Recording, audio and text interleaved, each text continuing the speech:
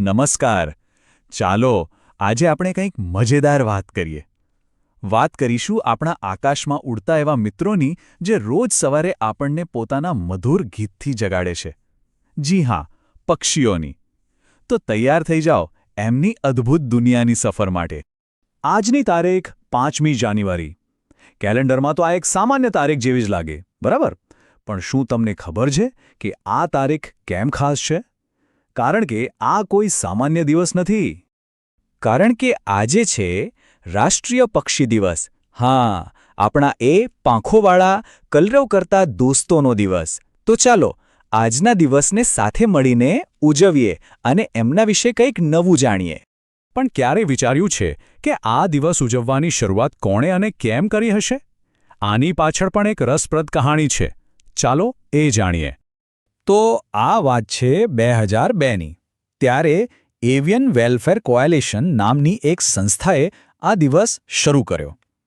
તેમનો મુખ્ય હેતુ તો પાંજરામાં બંધ પક્ષીઓની ચિંતાજનક હાલત તરફ લોકોનું ધ્યાન દોરવાનો હતો. પણ જુઓ, સમય જતાં આ દિવસનો મતલબ કેટલો મોટો થઈ ગયો. આજે આપણે ફક્ત પાંજરાના પક્ષીઓ જ નહીં, પણ આઝાદીથી ઉડતા બધા જ પક્ષીઓ અને એમને બચાવવાની વાત કરીએ છીએ. સારું, ઉજવણીનું કારણ તો સમજ્યા, પણ પક્ષીઓ આપણા માટે, આપણા પર્યાવરણ માટે આટલા બધા જરૂરી કેમ છે? મતલબ, જો એ ના હોય તો શું ફરક પડે? ચાલો આનો જવાબ શોધીએ. અરે, ઘણો ફરક પડે. પક્ષીઓ તો કુદરતના સુપરહીરો જેવા છે, ખબર છે? એ ફૂલોમાં પરાગનયન કરે છે, બીજને એક જગ્યાએથી બીજી જગ્યાએ ફેલાવીને નવા જંગલો ઉગાડવામાં મદદ કરે છે. એટલું જ નહીં, ખેતરમાંના નકામા જીવજંતુઓને ખાઈને આપણો પાક પણ બચાવે છે. સાચું કહું તો એ પર્યાવરણનું બેલેન્સ જાળવી રાખે છે. અને એમનાથી જ આપણને ખબર પડે કે આપણી પ્રકૃતિ સ્વસ્થ છે કે નહીં. જરા આંખો બંધ કરીને વિચારો. એક એવી સવાર જ્યાં કોઈ પક્ષીનો મીઠો અવાજ જ ના સંભળાય, ચારે બાજુ જીવજંતુઓ જ હોય અને હરિયાળી પણ ઓછી. કેવી લાગે એવી દુનિયા? બસ આ એક વિચાર જ આપણને સમજાવી દે છે કે પક્ષીઓ કેટલા કિંમતી છે.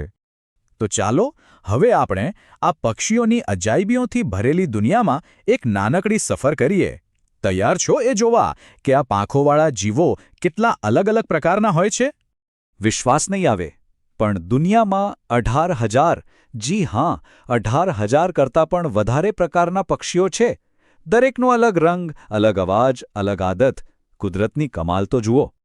આ વિવિધતાને સમજવા માટે ચાલો એક જોરદાર ઉદાહરણ જોઈએ. એક બાજુ છે દુનિયાનું સૌથી નાનું પક્ષી, બી હમિંગબર્ડ. એટલું નાનું કે આપણી આંગળીના ટેરવા પર આરામથી બેસી જાય. અને બીજી બાજુ છે શાહમૃગ, જે માણસ કરતાં પણ ઊંચું હોય છે અને કેટલી તેજ દોડે છે. આ બેની વચ્ચે તો હજારો અનોખા પક્ષીઓની દુનિયા વસેલી છે. આટલી સુંદર અને અદ્ભુત દુનિયા વિશે જાણ્યા પછી એને સાચવવાની જવાબદારી કોની? આપણી જ ને.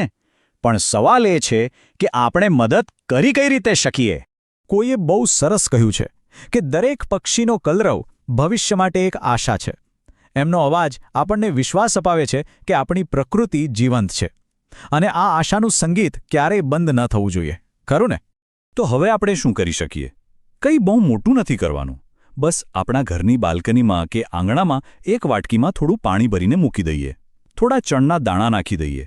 આપણા માટે આ નાનકડી વાત છે, પણ કોઈ તરસ્યા પક્ષી માટે તો આ જીવ બચાવવા બરાબર છે.